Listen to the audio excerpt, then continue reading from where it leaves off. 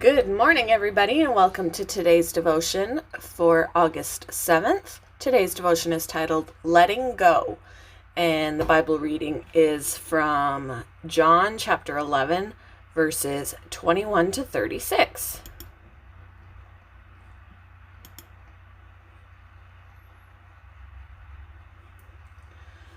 "Lord," Martha said to Jesus, "if you had been here, my brother would not have died.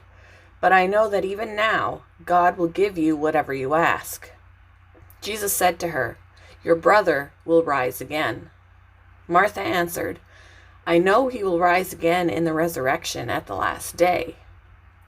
Jesus said to her, "I am the resurrection and the life. The one who believes in me will live, even though they die.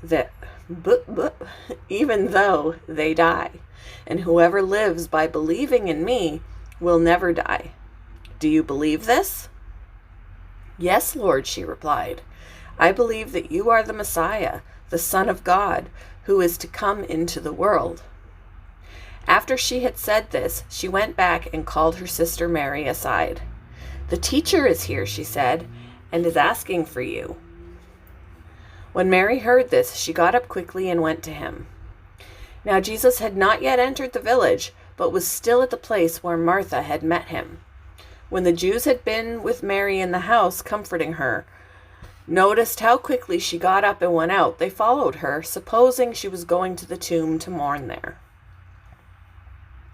When Mary reached the place where Jesus was and saw him, she fell at his feet and said, "Lord, if you had been here, my brother would not have died."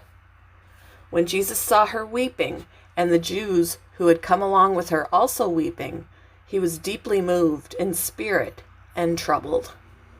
"Where have you laid him?" he asked. "Come and see, Lord," they replied. Jesus wept.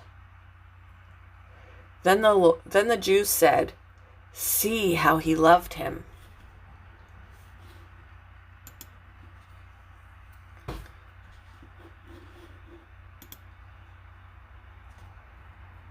"Your father is actively dying," said the hospice nurse.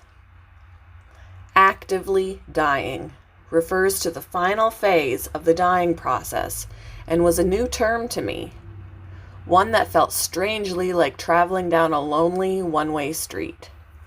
On my dad's last day, not knowing if he could still hear us, my sister and I sat by his bed. We kissed the top of his beautiful bald head. We whispered God's promises to him. We sang, "Great is thy faithfulness," and quoted the 23rd Psalm. We told him we loved him and thanked him for being our dad. We knew his heart longed to be with Jesus, and we told him he could go. Speaking those words was the first painful step in letting go. A few minutes later, our dad was joyously welcomed into his eternal home. The final release of a loved one is painful. Even Jesus' tears flowed when his good friend Lazarus died. But because of God's promises, we have hope beyond physical death. Psalm chapter 116, verse 15 says that God's faithful servants, those who belong to him, are precious to him. Though they die, they'll be alive again. Jesus promises, "I am the resurrection and the life.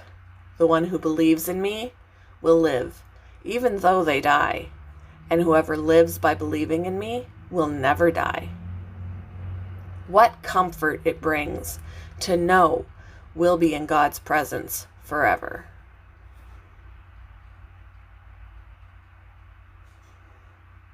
What did Jesus accomplish by his death on the cross? How does his sacrifice affect every person who has ever lived? Thank you for joining me for today's devotion, and I hope you all have a wonderful day.